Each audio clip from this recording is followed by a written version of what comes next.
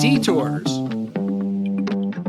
Brought to you by Sports and Spokes, the magazine for wheelchair sports and recreation. When looking at the staggering record of consecutive victories Dutch tennis star Esther Vergeer has on her resume, it seems nearly surreal.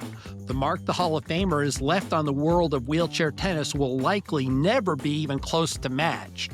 Over the course of her athletic career, Vergeer has won 43 majors, has 14 consecutive singles titles, 7 Paralympic medals, a lifetime singles record of 700 wins, of which 470 were consecutive victories, and she went undefeated for 10 straight years. Esther, I'm exhausted just talking about it. Wow, it's been quite a list, huh? No, thank you for having me. Hey, Esther, as you reflect back on those years, uh, i- i- how in the heck do you put into place that amount of dominance in a sport as one player? Well, I mean, it's of course difficult to have just one reason or one way to explain it. But I guess for me, it was just the right time to grow up in a sport that was growing. So for me, I started when I started playing wheelchair tennis when I was 12.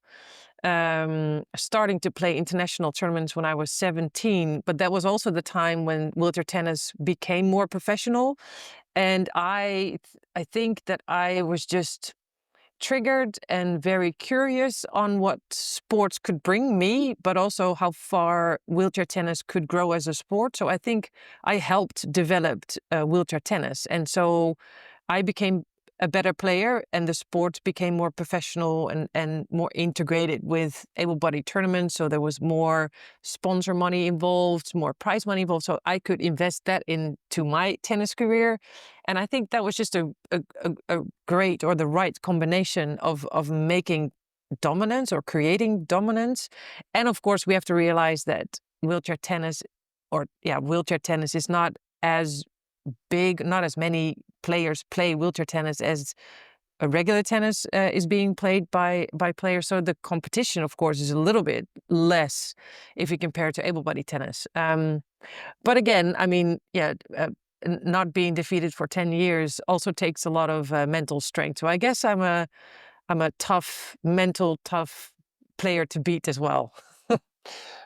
Absolutely. So did you notice even as a kid when you first started to pick up the game, did you and your coaches or the people around you, did you notice that you had a natural inclination? Did it become an instant love for you? Well, it wasn't instant love. I mean, playing sports was an instant love. I played wheelchair basketball as well. I played tennis. I tried all kinds of sports, but those two sports were the first love, I would say. And I guess a very important moment for me was that the former national coach of the Netherlands recognized my talent and my eagerness to learn, and just the athleticism, but also I was a very enthusiastic young girl, eager to learn the sport.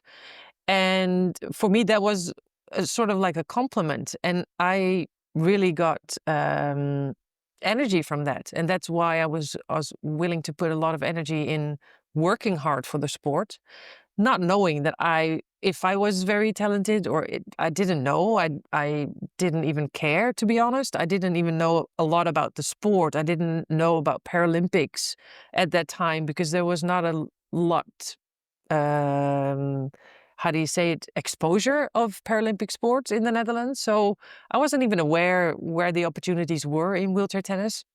But I love the sport, and I love the fact that somebody complimented me on my work ethics, so that's probably why I started to play more and more, and that's where I found out I did have some talent and good eye and hand-eye coordination, and so I started to work on that.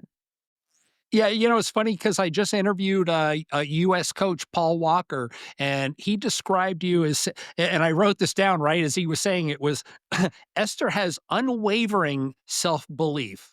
Is that you? Um, I don't know. I think I got to know myself quite well, and I know what I am able to do, but I also know what my weaknesses are. And I think that's one of the most important things as an athlete, is that you know where your strengths and your weaknesses are. And if you know your strengths, it's easy to believe in yourself and what you're able to do. And then, I mean, together with people that around me that say that I, maybe have a chance of becoming number one in the world, made it a perfect combination, I guess. So then let's go ahead and talk about your game. As you look at it and you look back, and even while you were in the midst of the sport, did you notice that you were more of a power player? Or did you rely more on your serves? Did you rely more on your strategies and your chair maneuverability? Where did you see your strengths, and what were the things that you had to put together to put a streak like that together? I guess in the beginning, I already found out that I was one of the strongest girls out there. So I was very strong in pushing my chair and hitting the ball hard. So that was the beginning. I was a basketball player, so I was fast on the court. I got to a lot of balls, and I could hit the ball harder than most of the girls did. Um, Eventually, I found out that the faster you take the ball, so whenever you are sitting on the baseline and hitting the ball from there, is putting a lot of pressure on the opponent, and that helps with wheelchair tennis. So don't give the opponent time to recover, time to be prepared for the next ball. So that was my tactics, where I was one of the best players, I guess. My backhand was one of the better backhands out there, and I was one of the first players to hit a topspin backhand. Everybody was playing slice backhands, and I was the first one to actually hit a topspin backhand, which gave me an advantage on that. And then in the past, or the last, well, maybe 4 to 6 years, I put a lot of energy and time into my mental strength. So I was just very confident on my play, my ability on the court. I was very much in control of my brain, my breath, my yeah. So I guess that was a combination I added up every time. Um, just for the sake of education, for those of us that haven't played tennis, what does a top spin backhand do as it hits the other side of the court? Does it have a particular move? Does the ball jut a certain direction? Well, it jumps up. So it jumps up higher than a slice backhand does, because that stays low. And you can imagine that whenever you play wheelchair tennis, you sit down, you sit in a wheelchair. So whenever you get a high ball, it's harder to put pace on a higher ball. Of So a course. lot of my opponents would just have to, well, first of all, reach the ball, be able to get to the ball, And but not never. get and then not get adequate power back. No, exactly. And so the ball wouldn't come far into the court, and I was able to run into the court and yeah, get it to the other side, and they would never be able to get it. Yeah, approaching the net seems to be a key factor in all those wins. It is a key factor. It was one of my strongest points, but it's also a risk, because if the opponent gets to the ball and you're close up to the net, it's easy to get a ball above my Over head your and head. yeah, play a lob, or so you have to finish it. Yeah, and that's what I did. Do you think over time, as the wins started to compile up, that you're in in some strange way, your reputation started you out already winning the first set? I mean, did you actually, to a degree, almost see fear in some of the women who had to come out and face Oh you as yeah, time went on? absolutely. Whenever there was the draw being done and players would be on my side of the draw, I saw some, well, scary eyes, or some tears coming up already, because they had a feeling that they would have a hard time beating me. At the other hand, I felt pressure on my shoulders all the time, because everybody expected me to win, and I was never taking a win for granted. So I was like, well, there's no way that there's a guaranteed win. So I had to work hard for it. So the pressure, I would say, well, some years in my streak, I felt like I didn't enjoy tennis anymore, because I was more afraid of losing than I was planning on winning, if that makes sense. Oh, it does. Yeah, so it's also a little bit of a downside, all that wins. So as you're going out on the court, I mean, you seem like a very nice person as I sit here and interview you, but as you're going out on the court to do battle, did you look over at those girls like, "Grr, you're about to get it, girl." Well, I didn't feel any pity for those opponents. No, so I was serious. I never really showed emotions, but yeah, I was just there for one thing, and that was winning. So that was my plan, and I just figured out how I could do that the best. And I always played fair in my belief, but yeah, for sure, there was just one thing I wanted to do, and that was win that match. We'd like to take a minute to thank our sponsor, Sports and Spokes Magazine. For nearly 50 years, they've produced stories on iconic athletes performing at the top of their game, given generational coverage of sports dating back to the 1970s, and they've shown the way with exciting and timeless magazine cover shots. To stay on top of all the latest news from the world of high performance adaptive sports, go to sportsandspokes.com. Sports and Spokes, the magazine for wheelchair sports and recreation. All right, so let's go into the one splinter that's sitting in your side. A rare loss to Aussie Daniela de Toro in 2003. Do you remember that match and what was it? Was she on her game? Were you off your game? Did you have the flu or something? I mean, what the heck happened? No, well, and it was my best lesson learned actually, because I'm from the Netherlands, which is in January, it's winter, it's cold. We had to go to the Australian Open, and I just didn't go there. I didn't take enough time to adjust to the weather and to the circumstances there. And the time difference and the temperature. So I was just not prepared well enough. So I played my match against an Australian player. And she was better prepared than me. So she was used to the wind, she was used to the heat, she was used to the court, and I was not at all. So I was a little bit overwhelmed of all those circumstances. I wasn't prepared that her whole fan base was sitting in the crowd. So I was just overwhelmed by a lot of things, and I blame myself for that. Everything, but that was the best lesson I could learn. So I know that after that, I prepared every single match as if it was a final. And that also helped me never be beaten after that. Yeah, it's very interesting, Esther, as time goes on. All those wins, they're all piled together in a little suitcase and they feel really good. But that one loss, it's just sitting here on your shoulder, huh? Yeah, it is. But it's because you know what why it was a loss, and you know it's all been, it's blaming on yourself, and there was nothing else or no one else to blame. And I think that is a lesson that we could all, well, take our advantage in everyday life. I mean, you got to prepare well if you want to perform, if that is in private life or in my work now, or just preparation is all. So you need to take all the circumstances serious. You need the people that you work with serious. You need to take your own body serious, and only then you can perform 100%.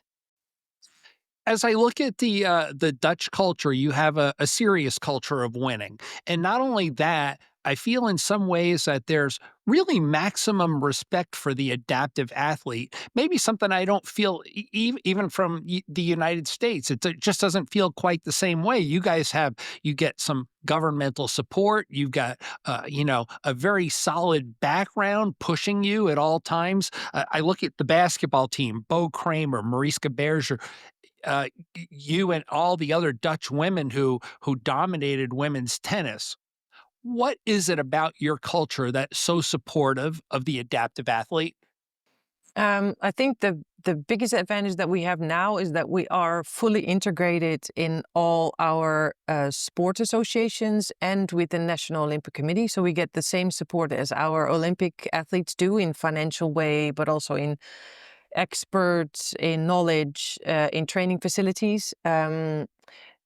The Netherlands is a very small country, so we can all train together. We can share our information and our expertise with each other, and we do that all the time. So it's not only the tennis players that share that information, but all sports across. And I think that is one of the biggest advantages that we have. And so in the Netherlands, if you are disabled, you do get your house adapted, you do get a everyday wheelchair, you do get a sport wheelchair from the government. So all those basic needs that makes you participate in society are being taken care of by mostly the government. And so that helps you to have just an equal starting point as an able-bodied person has. And I think the sporting infrastructure in the Netherlands is quite well. So we have a lot of sporting clubs. We have a lot of accessible sporting clubs. You can just join a sporting club wherever you live, basically. So it's around the corner, maybe a maximum drive of 20 minutes, maybe 30 minutes. And so that helps. And also probably from schools, from rehab centers, sports is introduced into all those programs. So it's always being told that sport is just part of life. And it will help you grow up, build on your personality. And if you have had an accident or become disabled, it helps you accept your disability and be part of society again. So it's just really, integrated in all those forms. I fully get it, and I appreciate exactly everything you said. 4 gold single in the Paralympics. Is there one that stands out over the rest? Well, I would say, I mean, all four games are different. So Sydney was my first in 2000, which makes it very special. And London is my last, which makes it very special. Very special. But I would say if it comes to tennis and to the excitement of a gold medal match, it would be Beijing 2008, which stands out the most because I had this rivalry with Corey Holman, also from the Netherlands, but she was my biggest opponent. She'd never won, she'd never beaten me, but at the Paralympic Games in the final, she all of a sudden had match point. And so all of a sudden I was one ball away of losing gold, which I wasn't really prepared for. And somehow, I mean, the tension was high and my nerves, I still can't believe, but I turned it around eventually, and I made it that I won in 3 sets tiebreak. I won that match. So it feels like a match where I fought very hard for, and then the gold tastes the best. Undoubtedly. As this, I noticed as I looked at your website that you also do some corporate speaking, which of course makes perfect sense. I mean, who could give people a better notion of what it means to succeed than you? But as a speaker, what's the message that you share most that you think is most impactful? Um, what I would like to send as a message or to come across is in everyone's life, things will happen, planned or unplanned, wanted or unwanted. I think as a human being, but also as a company or as a team, especially with AI coming up, we need to be prepared to adapt.